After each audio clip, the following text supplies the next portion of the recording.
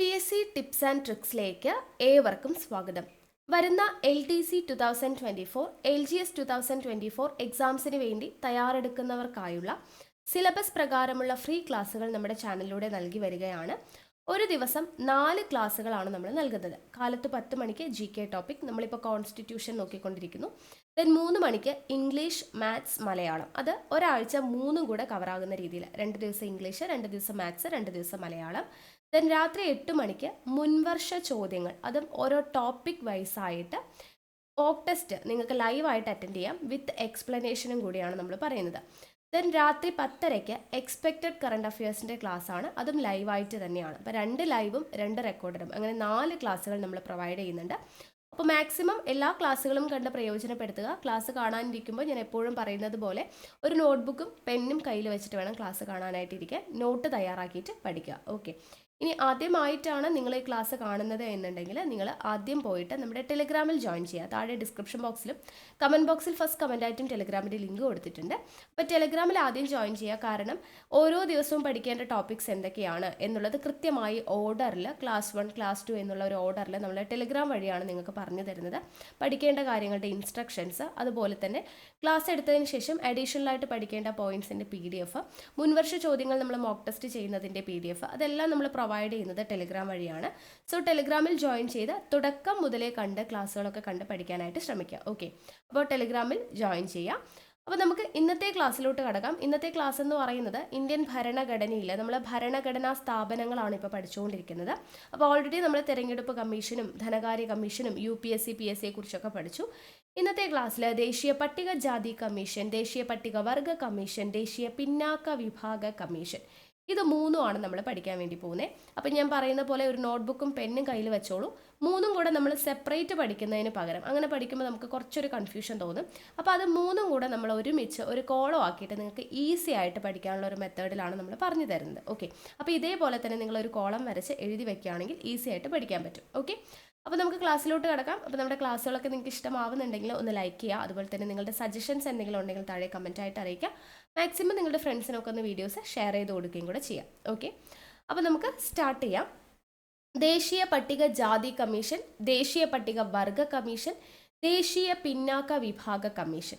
അപ്പോൾ ഇത് 3 കൂടെ നമുക്ക് എങ്ങനെ പഠിക്കാം നോക്കാം. അപ്പോൾ ആദ്യം തന്നെ ആർട്ടിക്കിൾ, ഇത് 3ഉമായിട്ട് റിലേറ്റ് ചെയ്തിട്ടുള്ള ആർട്ടിക്കിൾ ഏതാണെന്നുള്ളതാണ് നമുക്ക് പഠിക്കേണ്ടത്. അപ്പോൾ ദേശീയ പട്ടിക ജാതി കമ്മീഷനെ കുറിച്ച് പ്രതിപാദിക്കുന്ന ആർട്ടിക്കിളാണ് ആർട്ടിക്കിൾ 338. ആർട്ടിക്കിൾ 338ലാണ് ദേശീയ പട്ടിക ജാതി കമ്മീഷനെ കുറിച്ച് പ്രതിപാദിക്കുന്നത്. നിങ്ങൾക്ക് വേണമെങ്കിൽ ഈ ഒരു സൈഡിൽ ഒരു കോളം ഇട്ടിട്ട് ഇവിടെ ആർട്ടിക്കിൾ എന്ന് എഴുതി ചേർക്കാം കേട്ടോ. അപ്പോൾ ആർട്ടിക്കിൾ 338ലാണ് ദേശീയ പട്ടിക ജാതി കമ്മീഷനെ കുറിച്ച് പ്രതിപാദിക്കുന്നത്.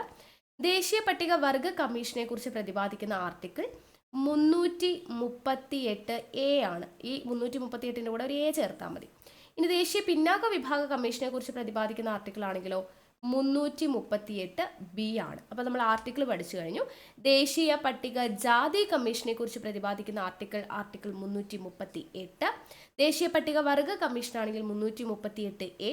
ദേശീയ പിന്നാക്ക വിഭാഗ കമ്മീഷൻ ആണെങ്കിൽ 338B. ഓക്കെ അല്ലേ? ഇനി അടുത്തത് ദേശീയ പട്ടിക ജാതി കമ്മീഷൻ നിലവിൽ വന്ന വർഷം വിത്ത് ഡേറ്റ്. അപ്പോൾ എന്നാണ് നിലവിൽ വന്നത് എന്നുള്ളത് ഓർത്തിരിക്കുക. നിങ്ങളൊരു കോളം എഴുതിയിട്ട് എഴുതാം കേട്ടോ. നിലവിൽ വന്നത് 2004 ഫെബ്രുവരി 19. 2004 ഫെബ്രുവരി 19 ദേശീയ പട്ടിക ജാതി കമ്മീഷൻ നിലവിൽ വരുന്നത്. ദേശീയ പട്ടിക വർഗ കമ്മീഷൻ ആണെങ്കിലോ 2004 ഫെബ്രുവരി 19 തന്നെയാണ് വരുന്നത്. അതായത് അപ്പോൾ നിങ്ങളിവിടെ ഒരു കാര്യം ഓർത്തിരിക്കുക.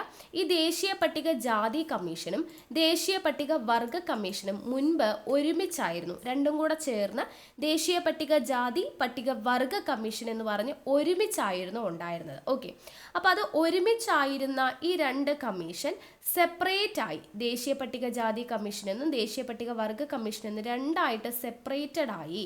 അങ്ങനെ ഇത് 2ആയിട്ട് മാറിയ ഭേദഗതി ഓർത്തിരിക്കുക.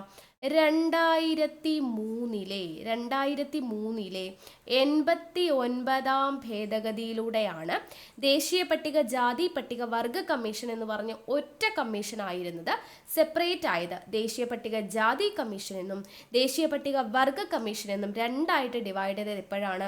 2003 89-ാം ഭേദഗതി പ്രകാരമാണ്.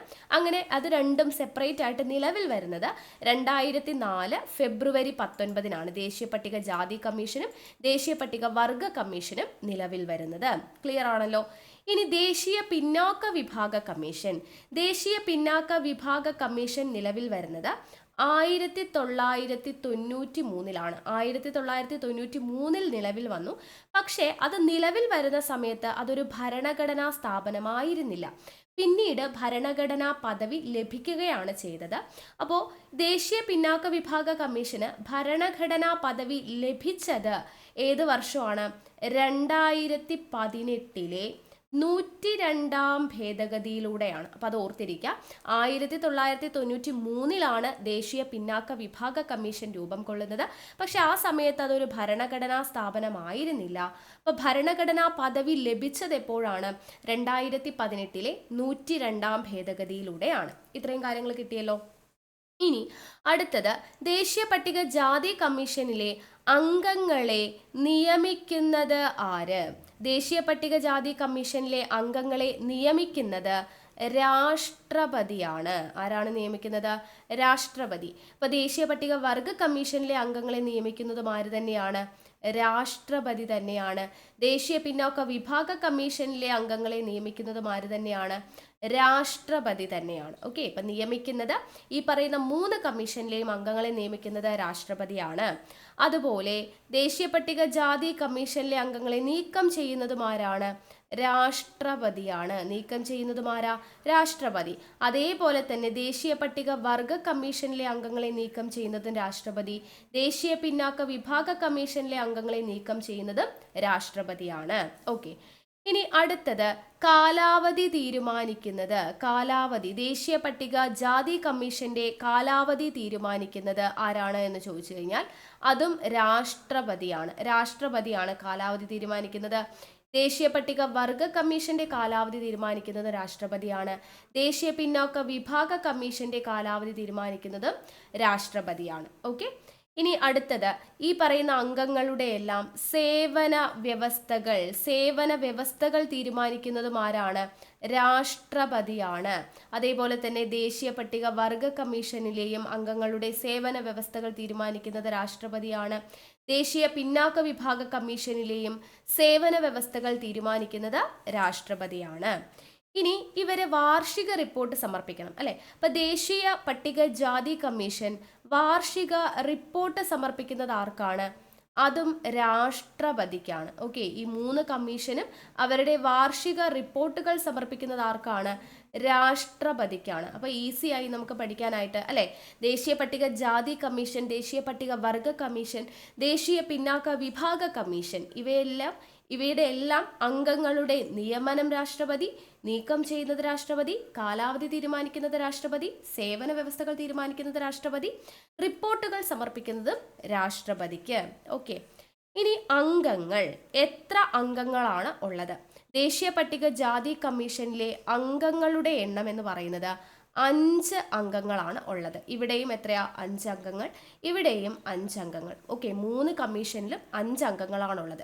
ആരൊക്കെയാണ് ഈ 5 അംഗങ്ങൾ?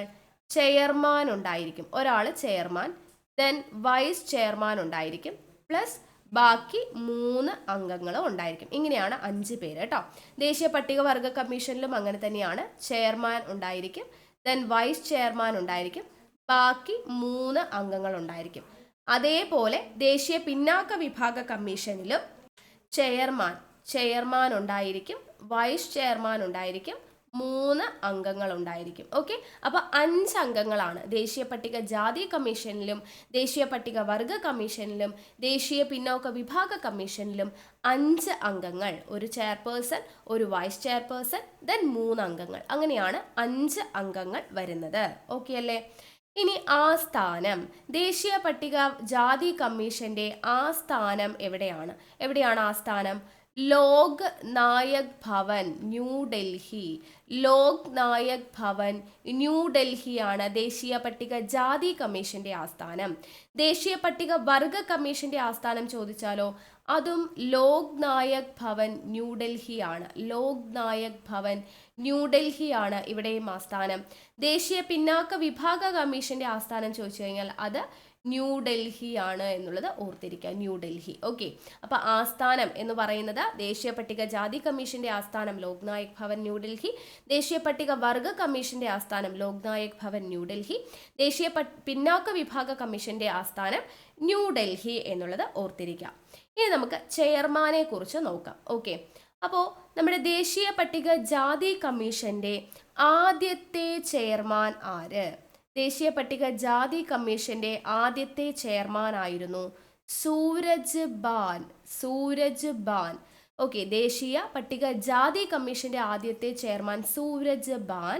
ദേശീയ പട്ടിക വർഗ കമ്മീഷന്റെ ആദ്യത്തെ ചെയർമാൻ ആരായിരുന്നു? അത് കൻവർ സിംഗ് ആയിരുന്നു. കൻവർ സിംഗ്. ആദ്യത്തെ ചെയർമാൻ ആരാണ്? കൻവർ സിംഗ്. ഇനി ദേശീയ പിന്നാക്ക വിഭാഗ കമ്മീഷന്റെ ആദ്യത്തെ chairman RN Prasad. RN Prasad ആയിരുന്നു. ഓക്കെ, ദേശീയ പട്ടിക ജാതി കമ്മീഷന്റെ ആദ്യത്തെ ചെയർമാൻ സൂരജ് ബാൻ. ദേശീയ പട്ടിക വർഗ കമ്മീഷന്റെ ആദ്യത്തെ ചെയർമാൻ കൻവർ സിംഗ്. ദേശീയ പിന്നാക്ക വിഭാഗ കമ്മീഷന്റെ ചെയർമാൻ RN പ്രസാദ്. ഇനി നിലവിലെ ചെയർമാനെയാണ് പറയുന്നത് കേട്ടോ. നിലവിൽ ഇപ്പോൾ ദേശീയ പട്ടിക ജാതി കമ്മീഷന്റെ നിലവിലെ ചെയർമാൻ പുതിയ അപ്പോയിന്റ്മെന്റ് ആണ്. വിജയ് സാംബ്ലെ ആയിരുന്നു. ആള് റിസൈൻ ചെയ്തു, രാജിവെച്ചു. അപ്പൊ അതുകൊണ്ട് ഇപ്പൊ നിലവിൽ വന്നിട്ടുള്ളത് ദേശീയ പട്ടിക ജാതി കമ്മീഷന്റെ നിലവിലെ ചെയർമാൻ എന്ന് പറയുന്നത് കിഷോർ മക്വാനയാണ് കേട്ടോ. കിഷോർ മക്വാന. കിഷോർ മക്വാനയാണ് നിലവിലെ ദേശീയ പട്ടിക ജാതി കമ്മീഷൻ ചെയർമാൻ. അദ്ദേഹം 2024 മാർച്ച് 11 കയറിയിട്ടുള്ളത്. ഓക്കെ, 2 ദിവസമേ ആയിട്ടുള്ളൂ. ഇപ്പോൾ പുതിയ നിയമനമാണ്. കിഷോർ മക്വാനയാണ് നിലവിലെ ദേശീയ പട്ടിക ജാതി കമ്മീഷൻ ചെയർമാൻ. ഇവിടെ പട്ടിക വർഗ കമ്മീഷൻ ചെയർമാൻ എന്ന് പറയുന്നത് ഹർഷ് ചൗഹാൻ ആണ്. പക്ഷെ അദ്ദേഹം രാജിവെച്ചു. ഇപ്പോൾ ഹർഷ് ചൗഹാൻ അല്ല, ആള് രാജിവെച്ചു. ഇപ്പൊ നിലവിൽ വേക്കന്റ് ആണ് കേട്ടോ ഈ ഒരു സീറ്റ്. അപ്പൊ ഹർഷ് ചൗഹാൻ ആയിരുന്നു, ആള് രാജിവെച്ചു. ഇപ്പൊ വേക്കന്റ് ആണ്. പുതിയ അപ്പോയിന്റ്മെന്റ് ഒന്നും നടന്നിട്ടില്ല. ദേശീയ പട്ടിക ജാതി കമ്മീഷനിൽ വിജയ് സാംബ്ലെ രാജിവെച്ചു. പുതിയ അപ്പോയിന്റ്മെന്റ് ആണ് കിഷോർ മക്വാന. ഓർത്തിരിക്കുക.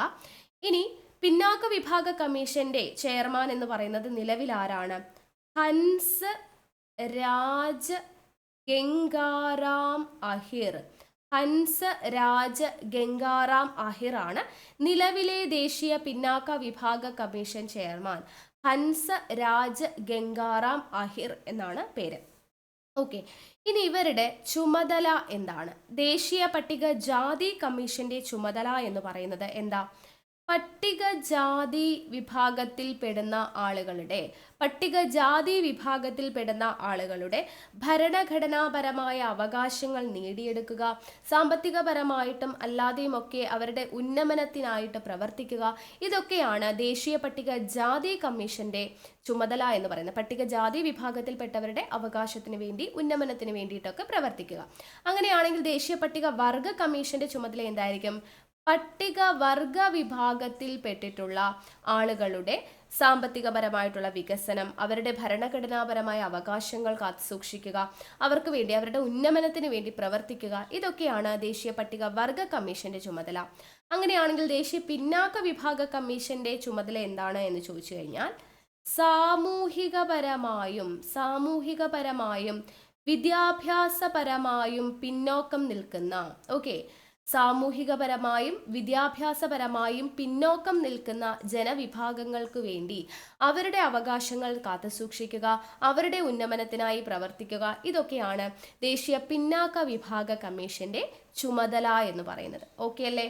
ഇത്രയും കാര്യങ്ങളെ നമുക്ക് പഠിക്കാനുള്ളൂ. അപ്പോൾ നമ്മളൊരു കോളത്തിലൂടെ ഇത്രയും കാര്യങ്ങൾ ഒരുമിച്ച് പഠിച്ചു കഴിഞ്ഞു അല്ലേ? ഇല്ലെങ്കിൽ നമ്മളിത് സെപ്പറേറ്റ് ആയിട്ട് പഠിക്കുമ്പോൾ ഒത്തിരി ഉള്ളതുപോലെ തോന്നും. അപ്പോൾ ദേശീയ പട്ടിക ജാതി കമ്മീഷൻ, ദേശീയ പട്ടിക വർഗ കമ്മീഷൻ, ആദ്യം ഇത് രണ്ടും ഒരുമിച്ചായിരുന്നു. പിന്നീട് അത് രണ്ടും കൂടെ സെപ്പറേറ്റ് ആയി.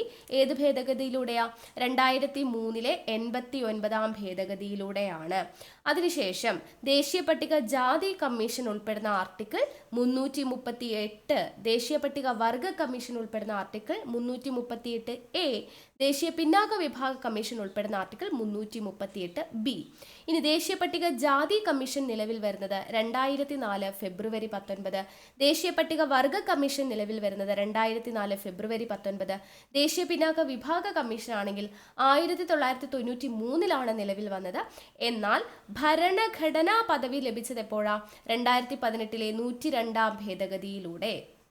ദെൻ ദേശീയ പട്ടിക ജാതി കമ്മീഷനിലെയും പട്ടിക വർഗ കമ്മീഷനിലെയും പിന്നാക്ക വിഭാഗ കമ്മീഷനിലെയും അംഗങ്ങളെ നിയമിക്കുന്നത് രാഷ്ട്രപതി, നീക്കം ചെയ്യുന്നത് രാഷ്ട്രപതി, കാലാവധി തീരുമാനിക്കുന്നത് രാഷ്ട്രപതി, സേവന വ്യവസ്ഥകൾ തീരുമാനിക്കുന്നത് രാഷ്ട്രപതി, ഇവരെ വാർഷിക റിപ്പോർട്ട് സമർപ്പിക്കുന്നതും രാഷ്ട്രപതിക്ക്.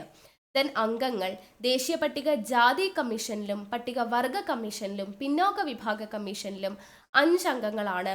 ഒരു ചെയർപേഴ്സൺ, ഒരു വൈസ് ചെയർപേഴ്സൺ, 3 അംഗങ്ങൾ. ഇനി ആസ്ഥാനം ചോദിച്ചാൽ ദേശീയ പട്ടിക ജാതി കമ്മീഷന്റെയും പട്ടിക വർഗ കമ്മീഷന്റെയും ആസ്ഥാനം ലോക് നായക് ഭവൻ, ന്യൂഡൽഹി. പിന്നോക്ക വിഭാഗ കമ്മീഷന്റെ ചോദിച്ചാൽ ന്യൂഡൽഹി. ഇനി ആദ്യത്തെ ചെയർമാൻ, ദേശീയ പട്ടിക ജാതി കമ്മീഷന്റെ ആദ്യത്തെ ചെയർമാൻ സൂരജ് ബാൻ. ജാതി, ജാ വെച്ചിട്ടുള്ള ഒരു കണക്ഷൻ ഉണ്ട് അല്ലെ, സൂരജ് ബാൻ. അതുപോലെ പട്ടിക വർഗ കമ്മീഷൻ ആണെങ്കിൽ കൻവർ സിംഗ് അല്ലെ, പട്ടിക വർഗം ഐർ വെച്ച് കണക്ട് ചെയ്യാം. സൂരജ് എന്ന് പറയുമ്പോൾ പട്ടിക ജാതി കമ്മീഷൻ ചെയർമാനാണ് ആദ്യത്തെ. പട്ടിക വർഗം എന്ന് പറയുമ്പോൾ കൻവർ സിംഗ് ആണ് ആദ്യത്തെ ചെയർമാൻ. ദെൻ പിന്നോക്ക വിഭാഗം എന്ന് പറയുമ്പോൾ ഇവിടെ ഒരു പായ ഉണ്ട് അല്ലെ, പ്രസാദ് ആണ്, RN പ്രസാദ്. ഈ 3 ഓപ്ഷനും കൂടെ മാറിപ്പോവാതിരിക്കാൻ വേണ്ടി പറയാണ്. പിന്നാക്ക വിഭാഗം ആവുമ്പോൾ പി വെച്ചിട്ടുള്ള പേരാ പ്രസാദ്. പട്ടിക ജാതി ആവുമ്പോൾ ജായുള്ള പേരാ സൂരജ് ബാൻ. പട്ടിക വർഗം ആവുമ്പോൾ ഇറുള്ള പേരാണ് കൻവർ സിംഗ്. ആദ്യത്തെ ആളുകളെ കിട്ടി. ഇനി നിലവിലെ ചെയർമാൻ, പട്ടിക ജാതി കമ്മീഷന്റെ നിലവിലെ ചെയർമാൻ കിഷോർ മക്വാന. പുതിയ നിയമനമാണ്, ഓർത്തിരിക്കുക.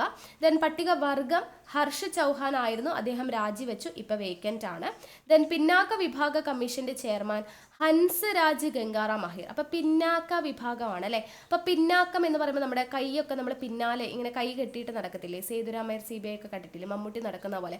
അപ്പൊ ഹാൻഡ്സ് നമ്മൾ പിന്നാക്കം കെട്ടുന്നു എന്നുള്ള രീതിയിൽ ഓർത്താൽ മതി. ഹൻസ്രാജ് ഗംഗാറാം അഹിർ ആണ് ദേശീയ പിന്നാക്ക വിഭാഗ കമ്മീഷൻ ചെയർമാൻ എന്ന് പറയുന്നത്. ഓക്കെ, ഇനി ഇവരുടെ ചുമതല എന്താ പറഞ്ഞത്? പട്ടിക ജാതി കമ്മീഷന്റെ ചുമതല പട്ടിക ജാതി വിഭാഗത്തിൽപ്പെട്ടിട്ടുള്ള ആളുകളുടെ ഉന്നമനം, അവരുടെ ഭരണഘടനാപരമായ അവകാശങ്ങൾ നേടിയെടുക്കാനായിട്ട് സഹായിക്കുക എന്നുള്ളതൊക്കെയാണ്, അവർക്ക് വേണ്ടി പ്രവർത്തിക്കുക. പട്ടിക വർഗ കമ്മീഷൻ ആണെങ്കിൽ പട്ടിക വർഗ വിഭാഗത്തിൽപ്പെട്ടിട്ടുള്ള ജനങ്ങളുടെ ഭരണഘടനാപരമായ അവകാശങ്ങൾ നേടിയെടുക്കുക, അവരുടെ ഉന്നമനത്തിനായി പ്രവർത്തിക്കുക എന്നുള്ളതാണ്. ദെൻ പിന്നാക്ക വിഭാഗ കമ്മീഷന്റെ ചുമതല എന്ന് പറയുന്നത് സാമൂഹികപരവും വിദ്യാഭ്യാസപരവുമായി പിന്നോക്കം നിൽക്കുന്ന ജനവിഭാഗങ്ങൾക്ക് വേണ്ടിയിട്ട് അവരുടെ ഉന്നമനത്തിന് വേണ്ടിയിട്ട് പ്രവർത്തിക്കുക. ഓക്കെ അല്ലേ? ഇത്രയേ ഉള്ളൂ നമ്മുടെ ദേശീയ പട്ടിക ജാതി കമ്മീഷൻ, ദേശീയ പട്ടിക വർഗ കമ്മീഷൻ, ദേശീയ പിന്നാക്ക വിഭാഗ കമ്മീഷൻ. അപ്പോൾ ഇതുപോലെ ഒരു കോളമാക്കിയിട്ട് നിങ്ങൾ എഴുതി വയ്ക്കുക, ഈസി ആയിട്ട് പഠിക്കാം. ഓക്കെ അല്ലേ? അപ്പോൾ ഇത് നിങ്ങൾക്ക് യൂസ്ഫുൾ ആയെന്ന് വിചാരിക്കുന്നു. അപ്പോൾ നമ്മുടെ ക്ലാസ് ഇഷ്ടമായിട്ടുണ്ടെങ്കിൽ നിങ്ങൾ എന്തായാലും ലൈക്ക് ചെയ്യാനായിട്ട് ആരും മറക്കരുത്. എന്തെങ്കിലും സജഷൻസ് ഉണ്ടെങ്കിൽ താഴെ കമൻ്റ് ആയിട്ട് പറഞ്ഞോളൂ. മാക്സിമം ഫ്രണ്ട്സിലോട്ട് വീഡിയോസ് ഷെയർ ചെയ്ത് കൊടുക്കുക. ഓക്കെ, അപ്പോൾ നമുക്ക് വീണ്ടും അടുത്ത ക്ലാസ്സുമായിട്ട് കാണാം. താങ്ക്